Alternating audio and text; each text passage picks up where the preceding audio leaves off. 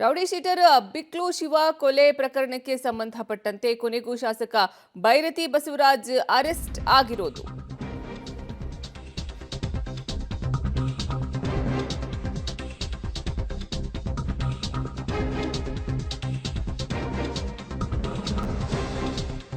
ಕೆಂಪೇಗೌಡ ಏರ್ಪೋರ್ಟ್ನಲ್ಲಿ ಶಾಸಕ ಲಾಕ್. ಇಡೀ ರಾತ್ರಿ ಸಿಐಡಿ ಕಚೇರಿಯಲ್ಲೇ ಜಾಗರಣೆ. ಬೈರತಿ ಬಸವರಾಜ್ ಕೊನೆಗೂ ಅರೆಸ್ಟ್. ಇಂದು ಆರೋಗ್ಯ ತಪಾಸಣೆ ನಂತರ ಕೋರ್ಟ್ಗೆ ಹಾಜರುಪಡಿಸಲಾಗುತ್ತೆ. 14 ದಿನ ಕಸ್ಟಡಿಗೆ ಕೇಳೋಕೆ ಸಿಐಡಿ ಪೊಲೀಸರು ತಯಾರಿಯನ್ನ ಮಾಡಿಕೊಂಡಿದ್ದಾರೆ. ರೌಡಿ ಶೀಟರ್ ಬಿಕ್ಲು ಶಿವ ಕೊಲೆ ಪ್ರಕರಣಕ್ಕೆ ಸಂಬಂಧಪಟ್ಟಂತೆ ಕೊನೆಗೂ ಶಾಸಕ ಬೈರತಿ ಬಸವರಾಜ್ ಅರೆಸ್ಟ್ ಆಗಿದ್ದಾರೆ. ಕೆಂಪೇಗೌಡ ಏರ್ಪೋರ್ಟ್ನಲ್ಲಿ ಶಾಸಕ ಲಾಕ್ ಆಗಿರೋದು. ಇಡೀ ರಾತ್ರಿ ಸಿಐಡಿ ಕಚೇರಿಯಲ್ಲೇ ಜಾಗರಣೆ ಮಾಡುವಂತೆ ಆಯಿತು. ಇಂದು ಆರೋಗ್ಯ ತಪಾಸಣೆ ನಡೆಸಲಾಗುತ್ತೆ. ಮೆಡಿಕಲ್ ಟೆಸ್ಟ್ ಎಲ್ಲ ಮಾಡಿದ್ಮೇಲೆ ಕೋರ್ಟ್ಗೆ ಹಾಜರು ಪಡಿಸಲಾಗುತ್ತೆ.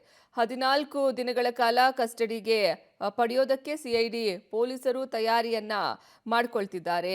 ಈ ಕೋರ್ಟ್ ಮುಂದೆ ಹಾಜರುಪಡಿಸಿ 14 ದಿನಗಳ ಕಾಲ ಕಸ್ಟಡಿಗೆ ಕೇಳೋದಕ್ಕೆ ಸಿಐಡಿ ಪೊಲೀಸರು ಮುಂದಾಗ್ತಾ ಇದ್ದಾರೆ. ವಿಚಾರಣೆ ನಡೆಸೋದಕ್ಕಾಗಿ 14 ದಿನ ಕಸ್ಟಡಿಗೆ ಕೇಳುವಂತಹ ಸಾಧ್ಯತೆ ಇದೆ. ರೌಡಿ ಶೀಟರ್ ಬಿಕ್ಲು ಶಿವ ಕೊಲೆ ಪ್ರಕರಣಕ್ಕೆ ಸಂಬಂಧಪಟ್ಟಂತೆ ಆರೋಪವನ್ನು ಎದುರಿಸ್ತಾ ಇದ್ದಂತಹ ಶಾಸಕ ಬೈರತಿ ಬಸವರಾಜ್ ಕೊನೆಗೂ ಕೆಂಪೇಗೌಡ ಏರ್ಪೋರ್ಟ್ನಲ್ಲಿ ಲಾಕ್ ಆಗಿರೋದು. ಇನ್ನು ಇಡೀ ರಾತ್ರಿ ಸಿಐಡಿ ಕಚೇರಿಯಲ್ಲೇ ಅವರನ್ನ ಇರಿಸಿಕೊಳ್ಳಲಾಯಿತು. ಇವತ್ತು ಆರೋಗ್ಯ ತಪಾಸಣೆಯನ್ನ ಮಾಡ್ತಾರೆ. ನಂತರ ಅವರನ್ನ ಕೋರ್ಟ್ಗೆ ಹಾಜರುಪಡಿಸಲಾಗುತ್ತೆ.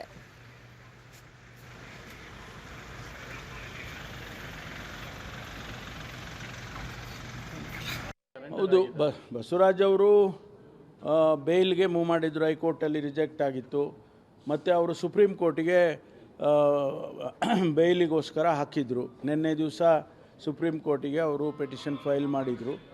ಇವತ್ತು ಬೆಳಿಗ್ಗೆ ಸುಪ್ರೀಂ ಕೋರ್ಟು ಅದನ್ನು ರಿಜೆಕ್ಟ್ ಮಾಡಿದೆ.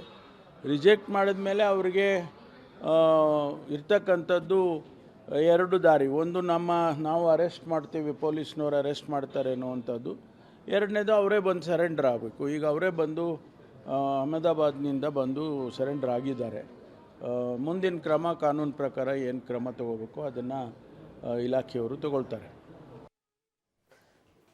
ಸುಪ್ರೀಂ ಕೋರ್ಟ್ನಲ್ಲಿ ಅವರು ಜಾಮೀನಿಗೆ ಅರ್ಜಿಯನ್ನ ಸಲ್ಲಿಕೆ ಮಾಡಿದ್ರು. ಬಟ್ ಅದು ವರ್ಕೌಟ್ ಆಗಿಲ್ಲ. ಹೀಗಾಗಿ ಕೊನೆಗೆ ಅವರಾಗೆ ಬಂದಿದ್ದಾರೆ. ಅಹಮದಾಬಾದ್ನಲ್ಲಿ ಇದ್ರು ಅಂತ ಖುದ್ದು ಗೃಹ ಸಚಿವರೇ ಮಾಹಿತಿಯನ್ನ ನೀಡಿದ್ರು. ಅಹಮದಾಬಾದ್ನಿಂದ ಈಗ ಅವರಾಗೆ ಬಂದು ಸರೆಂಡರ್ ಆಗಿದ್ದಾರೆ.